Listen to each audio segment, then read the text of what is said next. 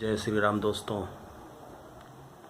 वर्तमान समय में जो एक भयावह स्थिति पैदा हुई है कोविड-19 के रूप में, बहुत ही खतरनाक स्थिति है पूरे संसार के लिए जिसमें करीब 4 लाख लोग असमय काल के गाल में समा चुके हैं और 70 लाख लोग अभी भी संक्रमित हैं और पूरे विश्व पर ये कोरोना वायरस हावी है। तो मुझे ऐसा लगता है कहीं कहीं कि जब मनुष्य ने प्रकृति पर क्रूरतम अत्याचार किए तो उन क्रूरतम अत्याचारों से जब प्रकृति दहल उठी, जब आप उसके सीने पर मूंग दलोगे तो क्या होगा। प्रदूषण का स्तर इतना बढ़ गया था, हमारा सांस लेना मुश्किल था। महानगरों में अगर 1 साल व्यक्ति रुक जाता था तो उसे अस्थमा, दमा जैसे रोग हो जाते थे। टीबी के 6 रोगी हर जगह पाए जाते थे, मोस्टली पाए जाते थे। प्रकृति पर बोझ बढ़ गया था, नेचर पर इतना बोझ बढ़ गया था।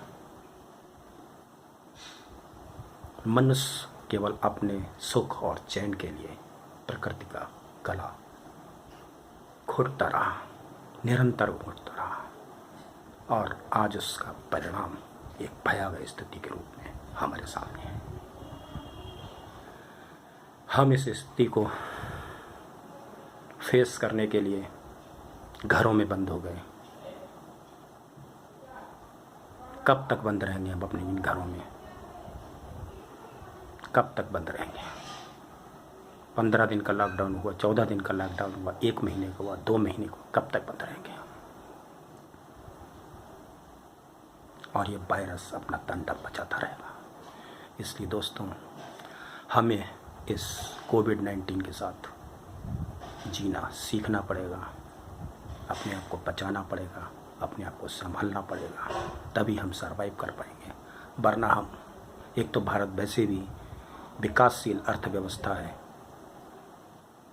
और अगर हम इस तरह घरों में बंद होते रहें और सारे अर्थव्यवस्थाएं हमारी चौपट रही तो नितांत हम इतने पिछड़ जाएंगे कि हमारी आने वाली पीढ़ियां शायद ही संभल पाएं। इसलिए हमें इस परिप्रेक्ष्य में स्वयं ही जागरूक होकर इस भयावह स्थिति का डटकर मुकाबला करना है। देखना एक दिन कोविड-19 हमसे पराजित होगा, मनुष्य से पराजित होगा और भारत के लोगों की इम्यूनिटी पावर इतनी ज़बरदस्त है कि शायद ही संसार में कहीं नहीं।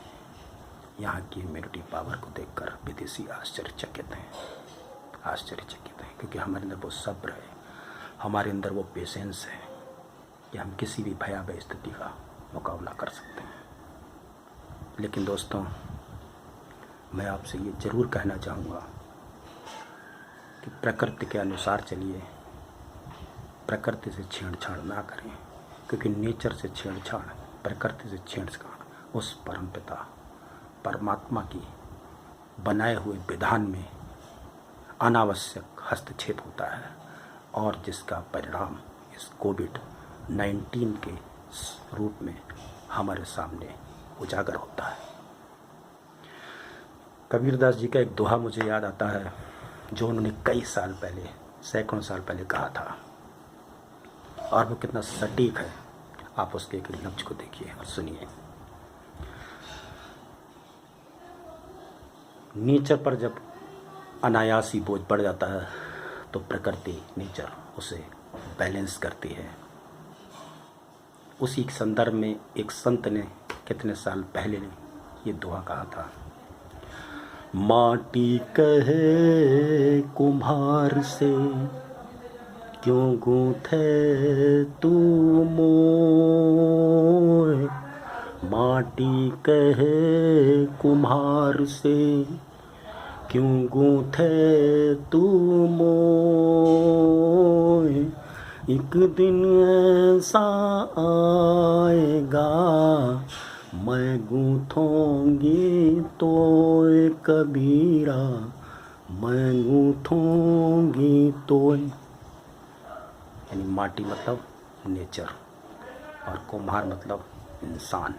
यानी माटी कहे कुम्हार से, क्यों गूंथे तू मोए, एक दिन ऐसा आएगा मैं गूंथूंगी तोय। उस संत के इस दोहे में आज मुझे कितनी वास्तविकता नजर आ रही है। ये भारत हमारा संतों की दुनिया है, मनीषियों की दुनिया है, विद्वानों की दुनिया है और सदात्माओं का देश है हमारा। इस विश्व की संपूर्ण, इस भारतवर्ष का संपूर्ण विश्व नमन करता है। अगर हम उन संतों की एक एक बात पर, एक एक वक्तव्य पर ध्यान दें और उस रहस्य में चले जाएं, तो निस्संदेह इस जैसी आपदाएं हमारा कुछ नहीं कर पाएंगी। We are Indian, we are braver, we are warrior, we are brave and face to any problem related to any epidemic. We are Indian. जय हिंदुस्तान, जय हिंद, जय भारत।